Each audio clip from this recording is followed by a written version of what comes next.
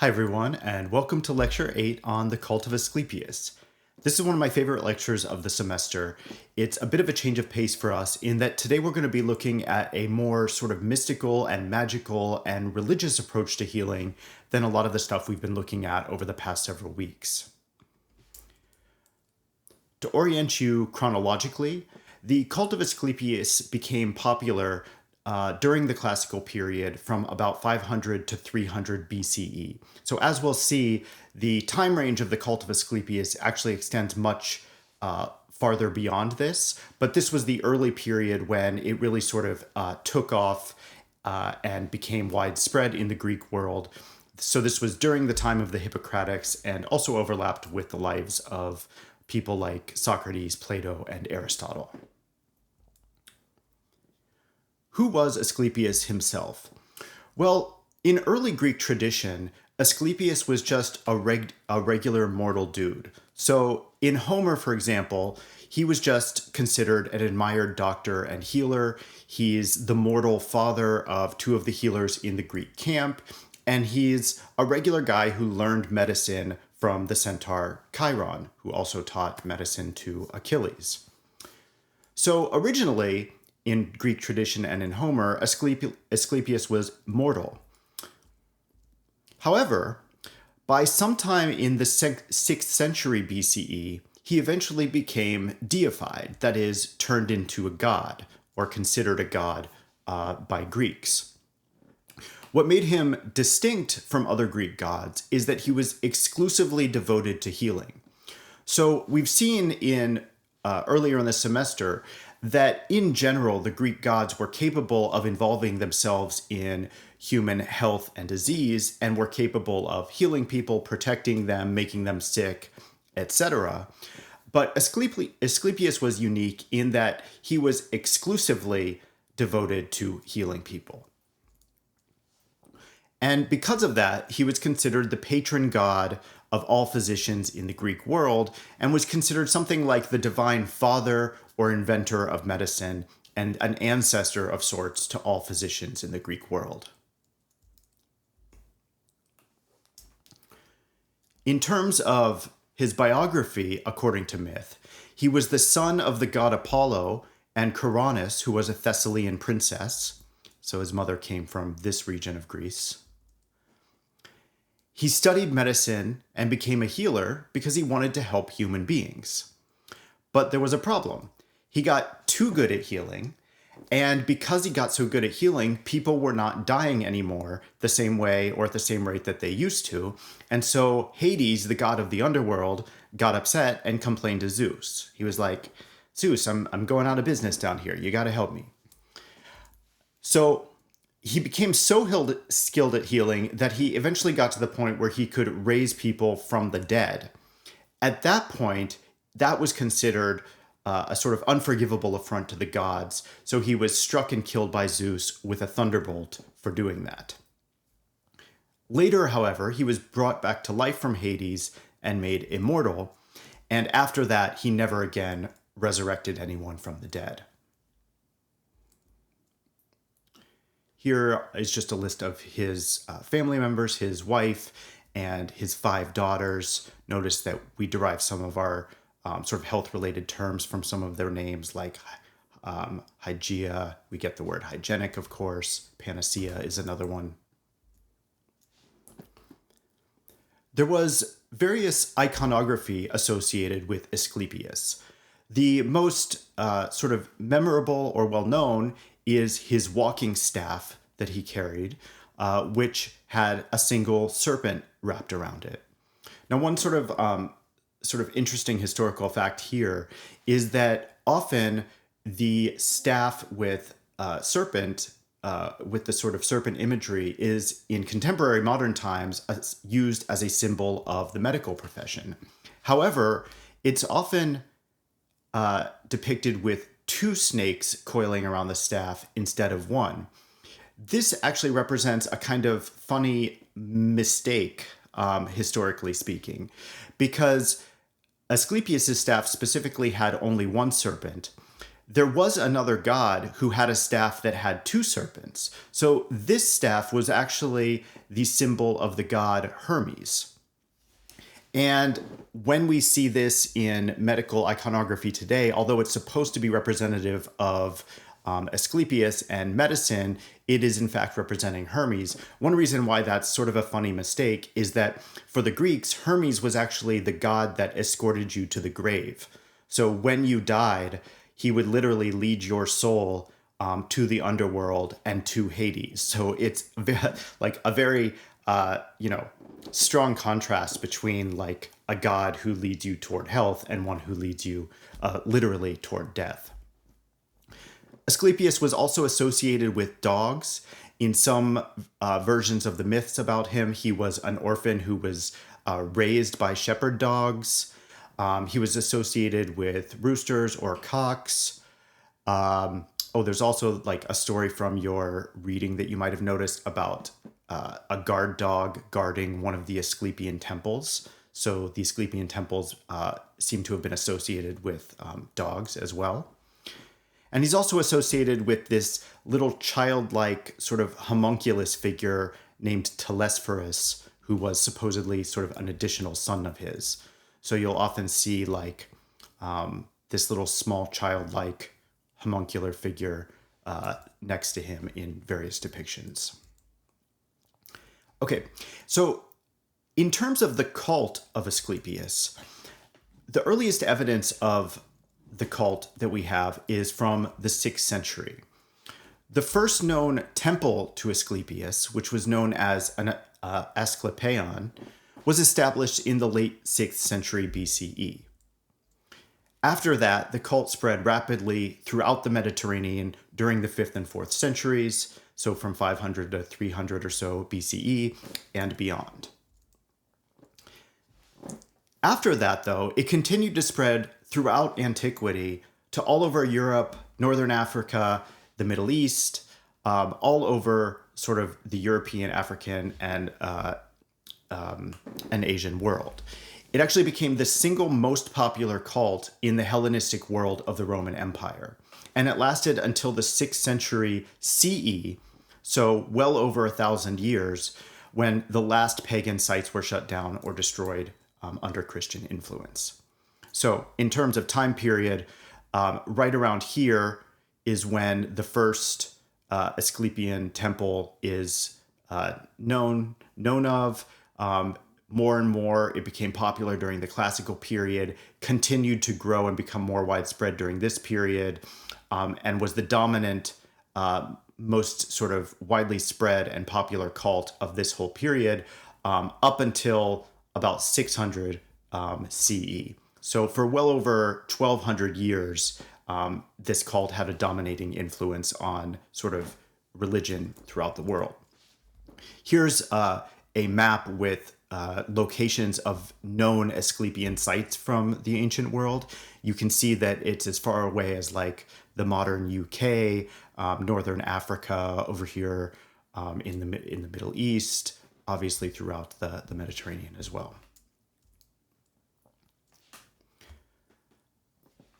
So some of the most notable sanctuaries were at Epidaurus, which was the first known Asclepion. There was one in Athens that was founded in 420 on the slopes of the Acropolis. There was one in Pergamum in modern-day Turkey from the 4th century. There was one in Rome built in the 290s on Tiber Island. And there was also one on the island of Kos, which was the birthplace of Hippocrates.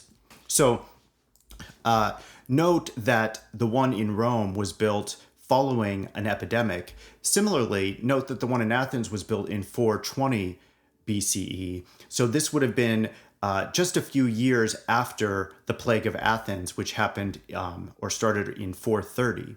So you can see how, in times of crisis, when there was a widespread outbreak of disease resulting in lots of death in a given city, you can see how that kind of stress and pressure would have created circumstances where people wanted to devote attention to the god of healing and create a sort of special cultic site and sanctuary for that for that god to sort of invite their good favor into the city.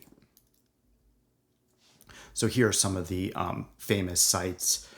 This is Epidaurus, where the first known sanctuary is from. So here's the Acropolis in Athens. This is where the Asclepius was located in Athens. And then here's a close-up of it.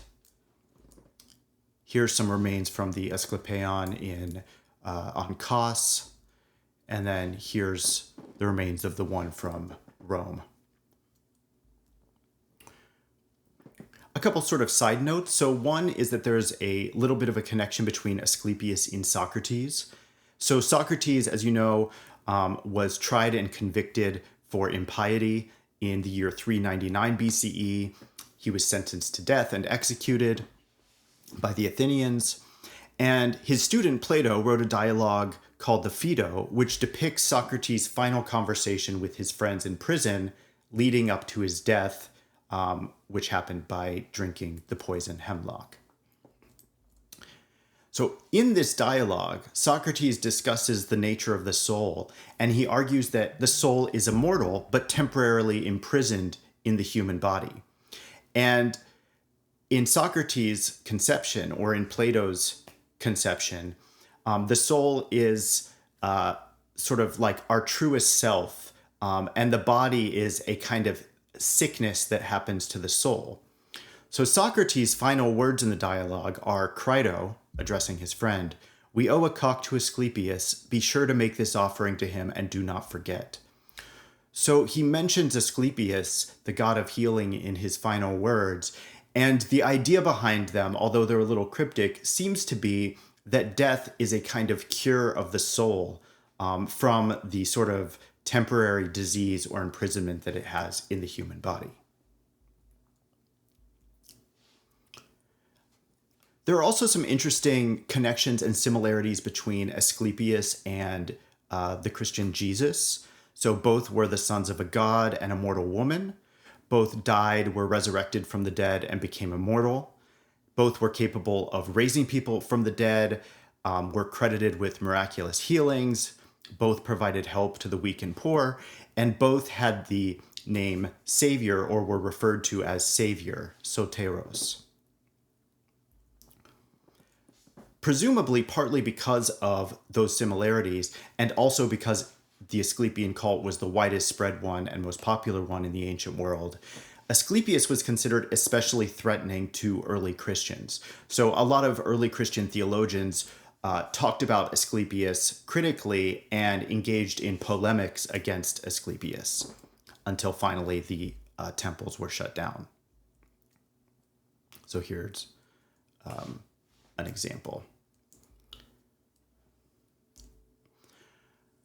Okay, so let's talk about Asclepius and the Hippocratics. So the relationship between the cult of Asclepius and professional doctors was more complementary than competitive. So this might be a little bit surprising because we've seen that in the Hippocratics, there's a great deal of emphasis on distinguishing themselves from imposters and and a lot of emphasis on sort of calling out quacks and people that they thought of as sort of fake doctors. However, the Hippocratics didn't have that view of Asclepius and the cult of Asclepius. And the reason for that is related to this. So as we've seen, the Hippocratics refused to treat what they considered to be chronic or incurable cases. So when cases were chronic or incurable, Hippocratic physicians would send patients to Asclepius, to the cult of Asclepius, to be treated, so to speak, by the gods or by the divine. The idea here is supposed to be that Hippocratic medicine represents everything that it's possible, at least so far, for human beings to know or discover about the nature of human health and disease and how to make sick people healthy again. However, mortal knowledge is limited, and so when mortal knowledge reaches its limit, the right thing to do is to send patients to the divine and try to see whether the god can take over where human art fails. So, for many patients, Asclepius might have been a kind of last resort. So, they'd go to doctors first, and then when doctors deemed their cases incurable or proved incapable of healing them, they would send them to the Asclepian temples. That's not universally true, though. So, some Asclepian patients may have been chronic cases, or what the Hippocratics called desperate cases. But presumably also many patients would have gone to Asclepian temples as kind of like a first resort. It might have been their plan A, so to speak. And one thing to note is that Asclepian physicians also practiced some traditional medicine. So it's not the case that the people who ran Asclepian temples were just like mystics and priests and priestesses who had no medical knowledge. On the contrary, Asclepian physicians would have had some medical training. They would have known how to perform some of the same techniques and procedures that Hippocratic doctors were able to perform. But they also had this sort of it was all sort of not limited, but it was the context of all of that was this special sort of more religious or magical setting.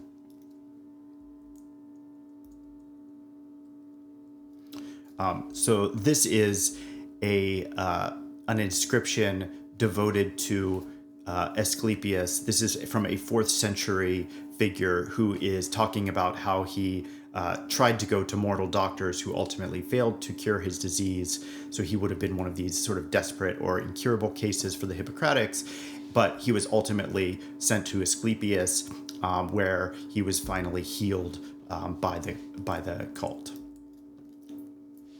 And here's some additional reasons for that we have for knowing that the Hippocratics were actually sort of pro-Asclepius and thought of the cult of Asclepius as being complementary to their work. One especially clear sign is that the very opening of the Hippocratic oath itself involves swearing by Asclepius as a god and by 2 of his daughters. Okay, so who were the patients in Asclepian temples? So, as I just said, many of them, but not necessarily all of them, might have suffered from some more chronic or persistent ailments or issues. The most common ailments that are recorded in the healing inscriptions that we have available to us are blindness, paralysis, and infertility. But there's all sorts of others as well. We hear about deafness, ulcers, headaches, insomnia, stomach problems, and so on. Okay, so the Asclepion itself, the Asclepian sanctuary, was not just a single building. It was an expansive campus with a variety of different buildings and amenities. Now, one small note here. The types of Asclepian sanctuaries that existed throughout the Mediterranean world ranged in sort of how grand they were. So what I'm about to, as I'm about to describe the sanctuaries going forward, what I'm going to be focusing on is sort of some of the most important and significant and largest sanctuaries in the ancient world. But there also presumably would have been smaller temples or sanctuaries or devotional sites for some of them. So they weren't all this big, but many of them were expansive campuses. Ideally, they were supposed to be located in an area that had a refreshing and healthy environment, especially with pure air and especially with pure running water or springs. In some ways, the Asclepion wasn't all that different from something like a modern-day health resort or spa. In terms of its facilities, so there were guest rooms. So, for example, in Epidaurus, the guest houses had 2 levels and over 160 rooms with various inner courtyards. One reason why they needed guest rooms is because, especially for the major sanctuary sites, often people would have to travel in from far away with their families in order to come stay there. There were also separate living quarters or houses where the temple administrators lived. There were dining halls where the various people who lived there and stayed there could eat, and socialize with one another. There were also various temples and sanctuaries and statues and devotional sites dedicated to other deities, not just Asclepius, but also people like Apollo, Artemis, and so on. There were often bathing pools, hot springs, thermal baths, fountains. Again, there's a lot of emphasis here on sort of like natural, refreshing water environments, sacred groves and grottos, lots of sculptures and reliefs dedicated to the gods. And then, of course, we have the stelae with healing inscriptions like the ones that you read in your assignment for this week. And often these stelae that had these inscriptions on them didn't just have sort of the description of what the healing event was or what happened, but they would also include little sculptures of the body part related to the healing. So here we have some eyes, here we have an ear. So, this quite possibly could have been a case of something like deafness that was cured.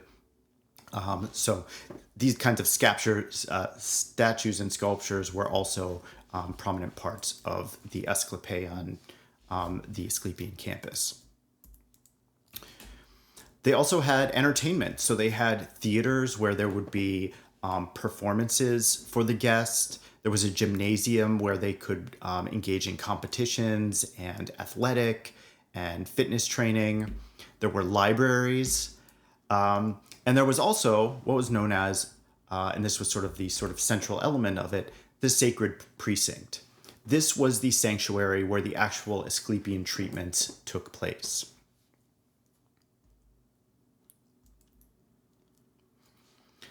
So the sacred precinct involved the temple itself, the temple of Asclepius. There also would have been an altar in front of the temple. This was used for ritual animal sacrifices. So to make an offering to the gods, the patient would sacrifice an animal, say a pig or a goat. That would take place on the altar that was part of the sacred precinct. And there was also a sleeping room known as the abaton, which was this especially sacred place where only the patients themselves and the temple personnel could go. And that's where the patients' encounters with the divine happened. In terms of treatment, Asclepian temples made use of balneotherapy, so various kinds of bath treatments, mixes of hot baths and cold baths. There were oils and ointments for the skin. There were exfoliation and cleansing rituals. Here's a passage that sort of like waxes poetic about how magnificent the water quality is at the Asclepian sanctuary. They would also recommend to patients various kinds of physical therapy, exercises, activity, and also just entertainment. They made use of herbal medicine. As I mentioned, they were also trained to engage in some more traditional medical or surgical procedures. And finally, most importantly, treatment involved what was known as incubations.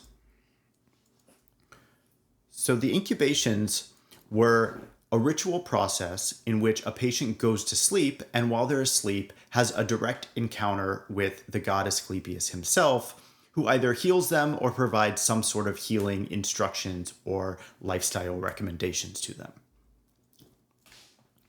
And the incubation consisted of three main stages: separation, transformation, and reintegration.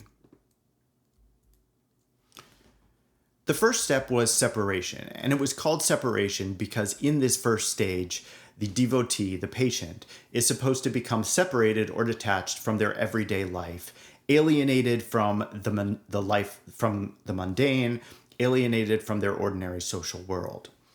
This would have started with a preliminary prayer. There was also a purification ritual that involved bathing and a ritual washing. And patient would have made their presentation of an offering at the altar. The patient would also be decked out in a specific kind of attire for the ritual. a white robe with a wreath of olives around their head. They would take their hair down and they would remove all of their jewelry, belts, and shoes. The patient would then enter the abaton, the sleeping room of the temple, and they would settle down on a little bed that's made for them where they go to sleep and get ready to meet the god. The key heart of the incubation process was the second step, the transformation step. So in this step, the patient has direct contact with the god. And this was a mystical experience. This was an experience in which the patient became disoriented, has strange, unfamiliar, or disconcerting experiences, and it involves a kind of blurring of fantasy and reality and the natural world and the imaginary world, the waking world with the dream world. All of these things kind of blend together during this transformation process. And the heart of this process is that the god Asclepius himself appears to the patient in a dream. When the god appears, the god either heals the patient immediately or provides instructions for healing or prescribes some sort of cure. Sometimes the god would also reveal knowledge of the present or the future. So here are some depictions of the transformation stage.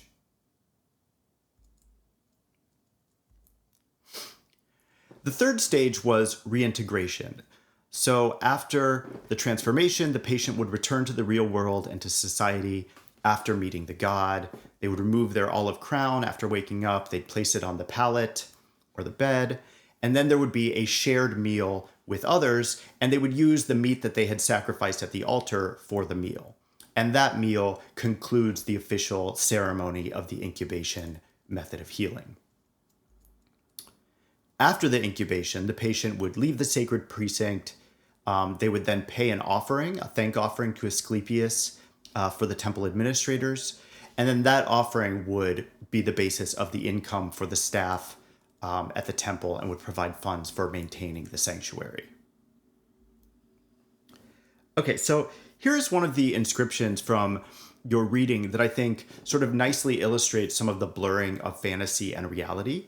So we have a man had his toe healed by a serpent, suffering dreadfully from a malignant sore on his toe. He was taken outside by the servants of the temple. When sleep came upon him, a snake issued from the abaton and healed the toe with its tongue. When the patient woke up and was healed, he said that he had seen a vision. It seemed to him that a youth with a beautiful appearance had put a drug upon his toe. So here you have side by side both a kind of naturalistic explanation of what happened. A young man came and sort of applied a drug to his toe, and that had a healing effect. So you have the naturalistic explanation alongside this sort of fantastical explanation that a snake came and licked his toe and healed the toe with its tongue. And what's interesting is that you have a kind of twisting or blurring of them together in that the patient reports that what happened in the dream was the naturalistic thing, and they take what really happened to be sort of the more fantastical explanation of the snake. So here you have a sort of nice representation of the way that dream and reality kind of got blurred together and mixed around in some of the healing inscriptions. Okay, so I hope you enjoyed today's lecture. I will see you all next week.